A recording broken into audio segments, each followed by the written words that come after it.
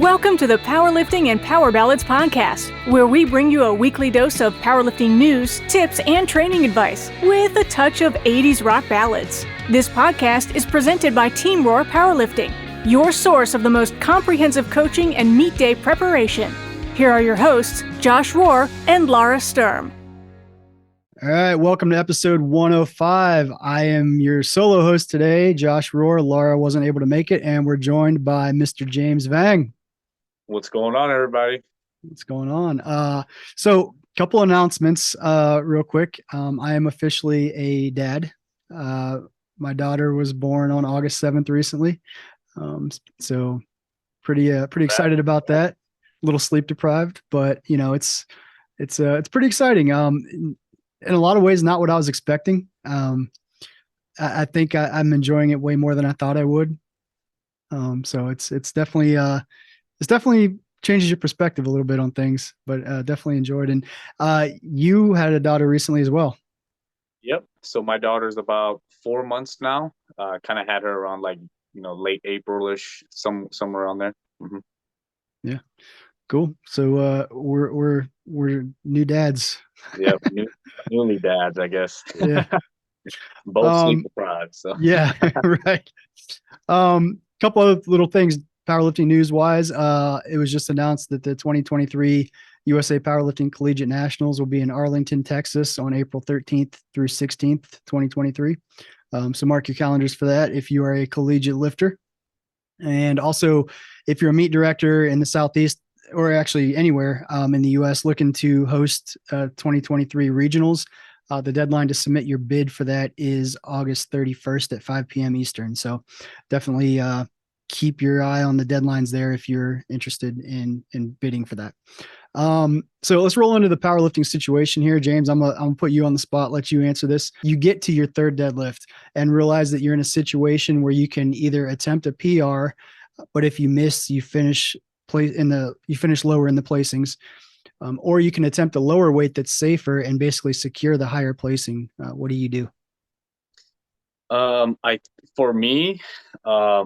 I almost would always go with secure the higher placing, because I feel like PRs, you always have different opportunities to hit a PR, especially like a deadlift or like a total. You know, there's always going to be other opportunities to do that, but to win a competition or to say that you're at a certain place at a competition, no one can take that away from you. You know, like next year, someone could break your record just like that, right? If they really trained for it and they really, really want it. But if you win the championship this year, next year, people can't say, I took that away from you. So for me, I would almost always argue towards securing the placing. But if you don't care about the placing and your main goal was just for that one deadlift or that total that you were getting, then maybe during that time we can kind of talk a little bit. But for me as a coach and as a lifter, I would always go for the higher placing. Yeah, I agree. I think that's, it's tempting. It's always tempting to go for that bigger number. But yeah, at the end of the day, it's a competition, and the goal is to compete and place as well as you can. So sometimes that means lifting less than you may be capable of at the end, which seems like an odd contradictory thing, but often that's the situation. So powerlifting situations, right? Powerlifting situation. So let's move into kind of the reason you're on here. And this is a very difficult conversation, but I think it's one that needs to be had, and I think it's something that people can definitely learn from. Unfortunately, it's you're the one that has to suffer for it. But the situation here, you failed a drug test at USA Powerlifting Nationals.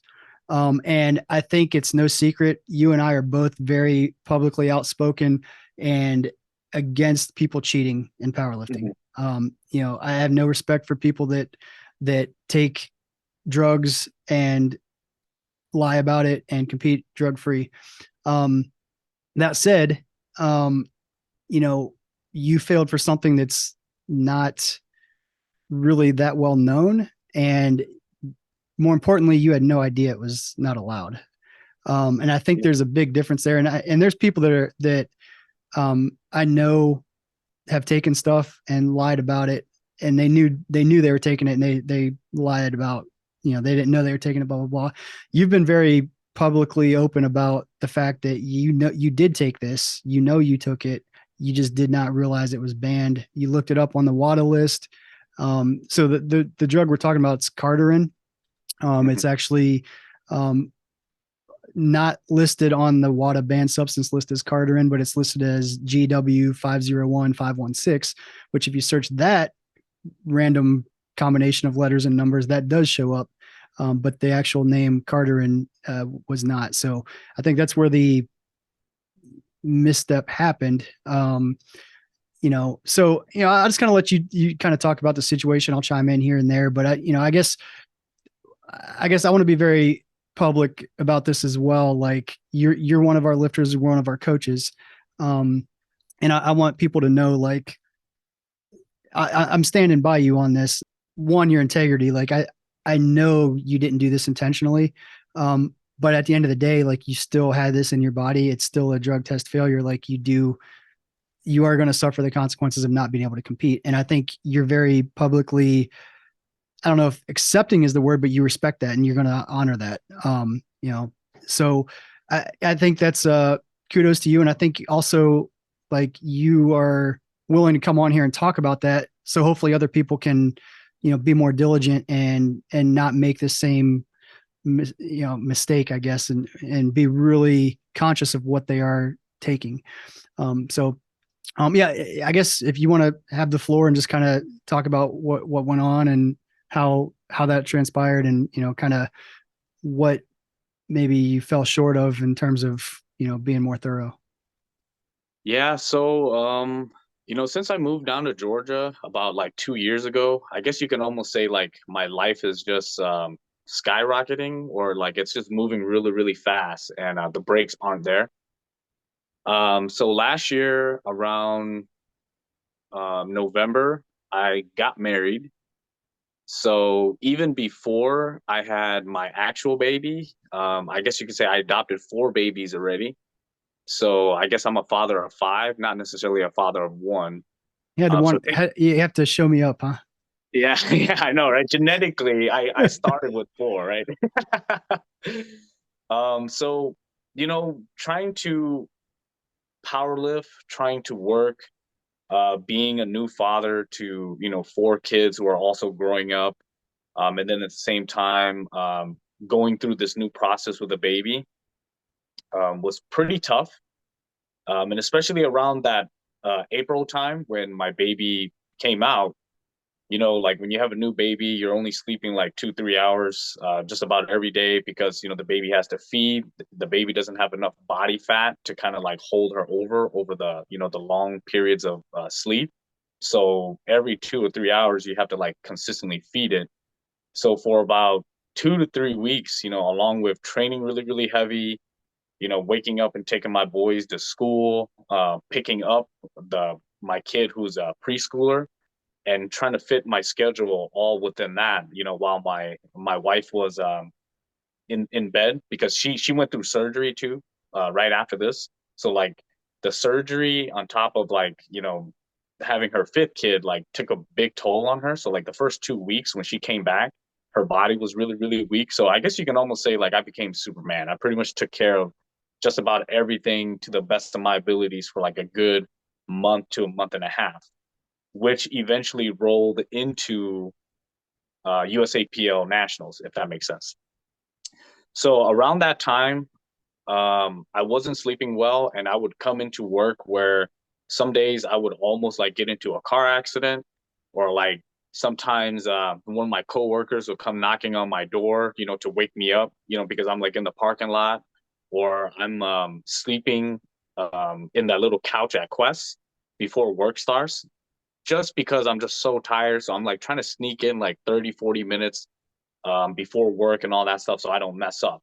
So I've always had like maybe one or two bangs or one or two rains with me just about every day, just to make sure like I can, maintain my sanity with my schedule, my sleep schedule. So around that time, my energy levels and everything was really, really low.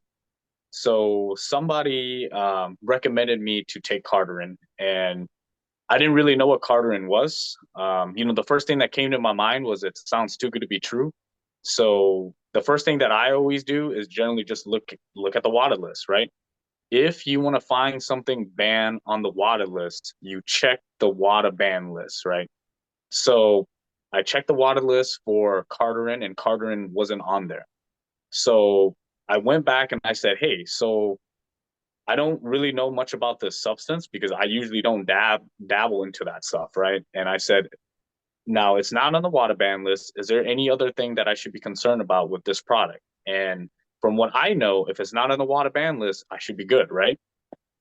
So I took that for a couple of weeks to kind of get me through the first 2 weeks of my wife being in bed. And then pretty much from that moment on, when she started waking up a little bit more and kind of, me and her started taking turns of taking care of the baby, and like driving some of our kids to school. During that time is when I stopped. And like Josh said, I'm a stickler for that too. If you like intentionally try to cheat, knowing that other people aren't cheating, I'm really, really against that as well. And some people intentionally do it and some people unintentionally do it. And it just so happens that I'm in a situation where I wasn't aware of the situation. And at the time, WADA's ban list didn't have it. Now, a bunch of people also told me like I could have easily just Googled it, but why would I want to take 2 to 3 steps when I could just do one step, right? So I started looking up this, like when I got the email saying that, the drug came back positive, I started doing some research on this thing. And it turns out that Carterin was that GW1516 or something like that. And they categorize it as, or they didn't categorize it. They put it into like the same category as like SARMs, I guess, but it's not a SARM. It's like its own little thing. It just so happens to be under that same category. All it really does is it changes like your energy from like glucose to lipids. So if anything, it's similar to caffeine if you want to compare it to that. I never really noticed a difference when I was taking it. And during the competition, I wasn't taking anything at all anyways, the couple of weeks leading into that because at the time, I didn't have any more anyways. So it's not like I even had the product when I was competing. And that's pretty much my situation. I should have been, in my opinion, I think even though when I was offered the product, maybe thinking back to it, I should have been a little bit smarter and I should have done a little bit more research before I even decided to consume something like that. But at the same time, I would also like to argue that if this was a product that they banned back in like 2007 or 2008, how do they not have like all the other names too, like on the 2022 list? Like because like every item on the WADA ban list usually has like also known as this and this and this and this, right? But the product that I was taking didn't have the same, I guess, direction since like 2008. So for about like 12 to 13 something years, this product was banned, but then they didn't name all the other names that was along with it inside the WADA ban list. So at the time I thought it was good, where I was clean. And when I popped, I was just as surprised as everybody else. And like Josh said, I'm not gonna make a big deal out of it. Rules are rules. Let's stick to it. At the end of the day, I should have been smarter. And that's one of the reasons why I'm in the situation that I'm in now. So I usually just tell people that, no matter how trusted the source, no matter who you're talking with, and no matter what the product is, if it sounds a little too good, always do your due diligence and really check into what you're taking.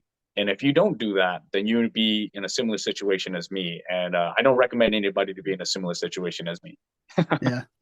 Yeah. And I think you mentioned it, that a lot of people classified it as a SARM. It's actually what's called a peroxisome proliferator activated receptor, PPAR agonist, whatever that means. I don't know. Whatever that means. But it's not actually considered a SARM.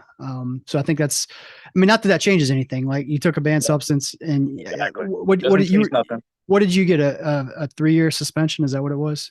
Yeah, originally it was a 4-year suspension. But I think because I pretty much just claimed it, like, again, I'm not gonna lie about something that I knew I was taking. I just didn't know it was banned, right? So I pretty much just told the national office that, yeah, I was taking it, but I wasn't aware that it went by that weird name, right? So then because I did that, I think they took off a year and I ended up only having 3 years and a hefty fine. Yeah. Which, yeah, I mean, the 3-year suspension by itself is a very significant punishment, right? Like you can't compete, you can't referee, you can't coach in USA powerlifting for 3 years. That's a huge freaking deal. Mhm. And I guess the thing I always admire about you is like you own shit. Like Yeah. you never once like said, "Oh man, like they should make an exception for me," or anything like that. Like you just kind of owned it. You're like, "Yeah, I messed up. It wasn't intentional. Um, but at the end of the day, it was in my system. It's something I did take. I'm not going to claim I didn't. And I've always respected your transparency and your honesty on everything. And, ultimately, I guess that's why, like, you're remaining on my coaching staff. Like, if it was anybody else that was even a slight bit sketch about it, or, kind of dilly dallying, like, well, I took it and I knew it was banned, but I thought I could get away with it. Like, they'd be fired like right now. Yeah. But I've known you for years. I know, what you stand for, and I know this was not intentional by any means. And, um, you know, yeah, we have to shift a little bit how we coach. Like, we have lifters that compete in other organizations, so that's going to probably be your primary focus at this point. But at the end of the day, I just I respect you, and I think that this really really sucks, and I know you're not going to ask for pity or anything like that. But I will say too, like, I really appreciate the fact that you're willing to sit here and talk about this openly, because um, this is a very easy mistake to have made. Like anybody could have taken anything that they thought they looked up. You did your due diligence, looked it up. I mean, yeah, in hindsight, should have been more thorough, right? But you know, I think this is a lesson learned that people can, hear and realize, like, oh shit, I need to be more diligent and really, really look at, supplements I'm taking and things like that too, just to make sure that they're not on the list, So, Yeah, um, because kind of like what you're saying, with the situation at hand, I really just wanted people to learn from it. If anything, that's always something that I was really, really big on. If anything, let me make the mistake and let you guys learn from it. Because at the end of the day, I'm always going to powerlift. Powerlifting for me is always going to be something deeper than just, being able to compete or having the biggest total and things like that. But during the time, I mean, I was a new father of 5 children. You know what I mean? I'm trying to take care of as many things as I can, especially like moving from Minnesota back down to Georgia and trying to cope with all the things that came with that. And at the time, you have somebody who tell you that it's okay, and then at the same time, you did a little bit of research yourself, and then you're kind of tired. You're like, all right, that's enough for me. You know what I mean? Like my baby's crying, I got to go take care of her now. So maybe the situation wasn't the best. So one of the reasons why like I did want to come and talk as well is just to kind of clear it up. Because I think a lot of people, every time they like see like a drug pop or something like that, they assume the worst. But at the end of the day, I did pop for something that I shouldn't be taking, so that's still on me. At the end of the day, I'm not going to make it a big deal, because at the end of the day, that is what happened. So this is the punishment. This is what's going to happen, and we're just going to have to roll with the punches. And for me, that's kind of where I stand. If anything, I was just worried about you and worried about all the people that I coach. Because again, none of this, nobody else should have to suffer this with me. Like you said, no pity. I'm just going to eat it, and that's where I'm at. You know. yeah. And, that's one thing too, like hindsight's 2020, but I think at the end of the day, the lesson is, um, you know, I think going forward, the best thing to do is, you know, when you look at your ingredients on any supplement you're taking, search every aspect of that ingredient individually on the WADA list. And what you can just do a control F, search the WADA list, things pop, if part of it pops up, then you can read everything. And is that what I'm taking or not? And just be more thorough, for people that are looking those things up. And there's also resources out there too. If you go to usapowerlifting.com/drug testing, like they have like a link to Globodro and a couple other things where it actually lists like supplements that are, have been approved safe for sport and things like that. So that, for sure those are, just because, some companies too are going to have, nothing on their ingredients that are banned, but some companies have been, in the news and things where they put other things in there that are not on the label, and people have failed that way too. So obviously that's a situation where people didn't intentionally take something banned, but at the end of the day, they took something banned. So it still causes a suspension. So, I guess things to be diligent about: search every aspect of the ingredients in the WADA list, and, look for those, safe for sport and NSF certified supplements that have been third-party tested to be banned substance free, I think. Yeah, I mean, I wouldn't say just even look at the WADA. I mean, I know you've brought up like a couple of other things, but don't just assume that one resource is enough. Always try to get maybe even 3 resources. Like look up the WADA ban list, look up, the USAPL stuff, and maybe even ask, certain people that you trust too. But overall, I think if it sounds a little too good or if it sounds a little too funky, more than likely, probably just avoid it. Because in my mind, that's the first thing that came to my mind. Carterin, that sounds kind of funky. Let's look it up. Looked it up. It wasn't on the WADA ban list, so you just assume that it's good, but it's not. So it was too good. So definitely keep more than 1, even more than 2 resources in the back of your pocket, just in case you might be trying to take something that you're unaware of. Yeah. Do you have anything else, I guess, to add to any of that conversation? Or just let this be a lesson, like regardless of the situation, like either it's similar to mine or if you are aware, at the end of the day, just use my situation as a lesson. Like look thoroughly, no matter what path it is, either it's hard or easy, always try to take, the correct path, and always do your due diligence, and just don't be in my situation, at the end of the day.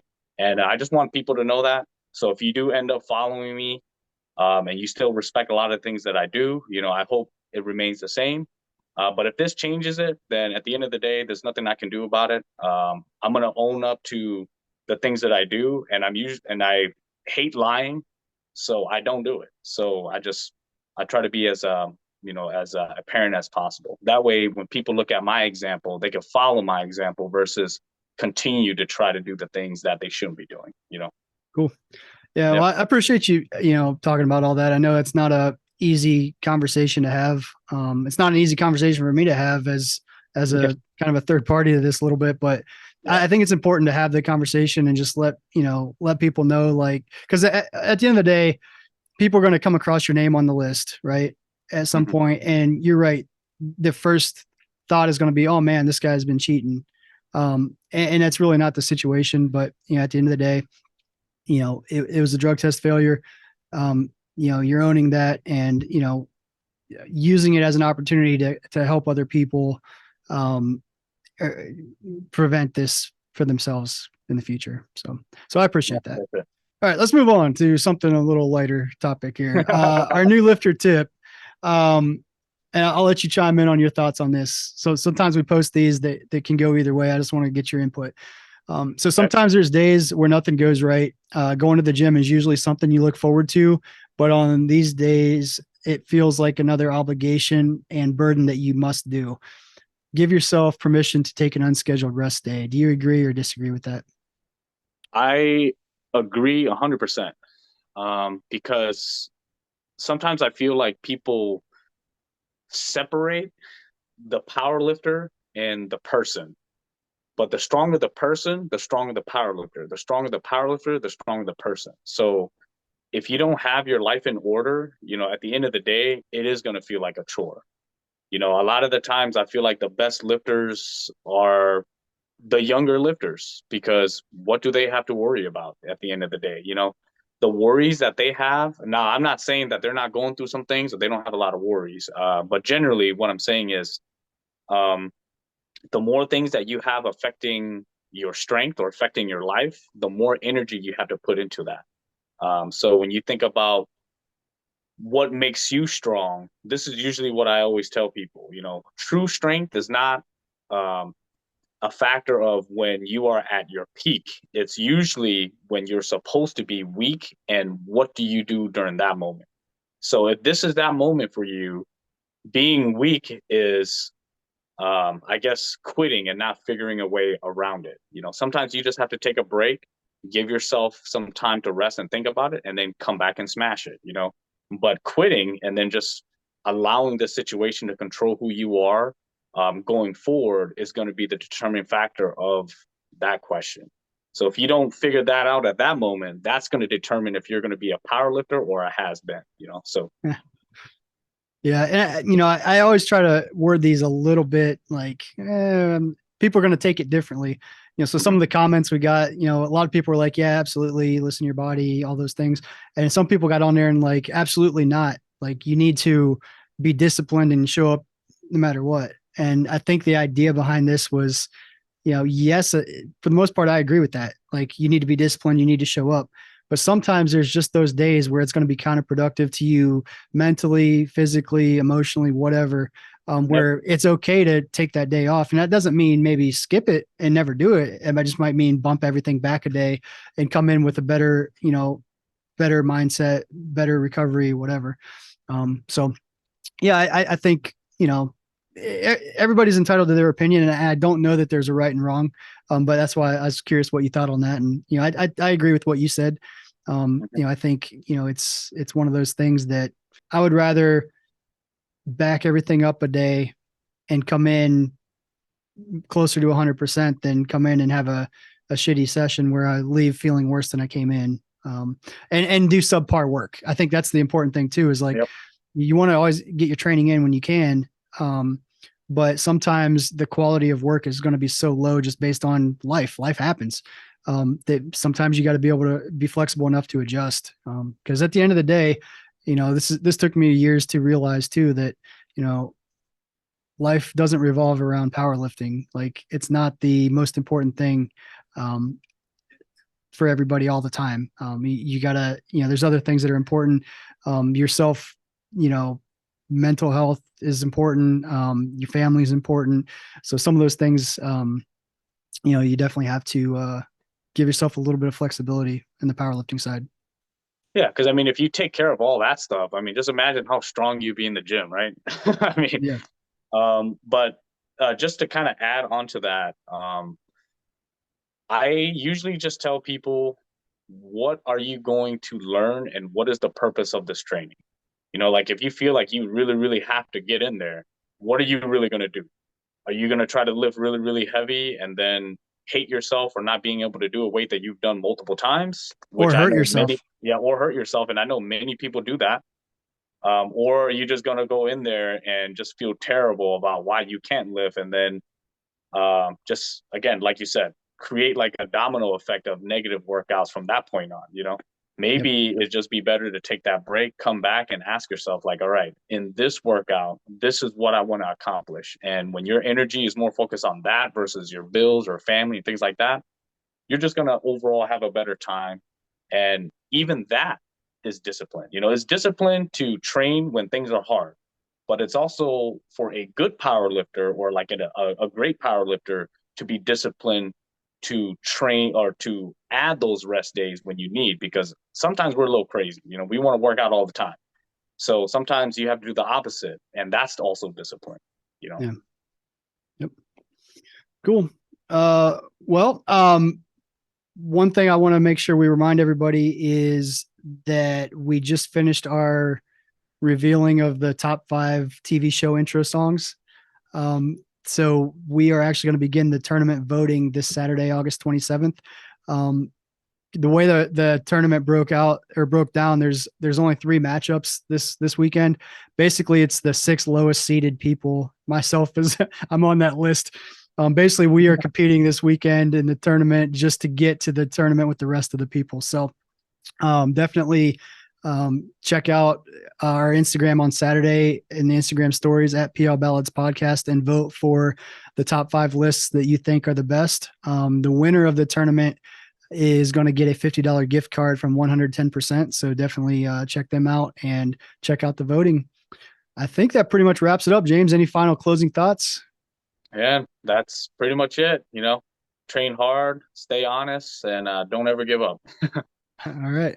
Well, don't forget to follow us on Instagram at PL Ballads Podcast. Shoot us an email, question, comment, concern at plballadspodcast@gmail.com. If you are interested in powerlifting coaching, definitely hit us up at Team Rohr. And until next week, catch you guys later. Peace out. Thank you so much for listening. If you enjoyed today's episode of the Powerlifting and Power Ballads podcast, please remember to subscribe and share it with your friends.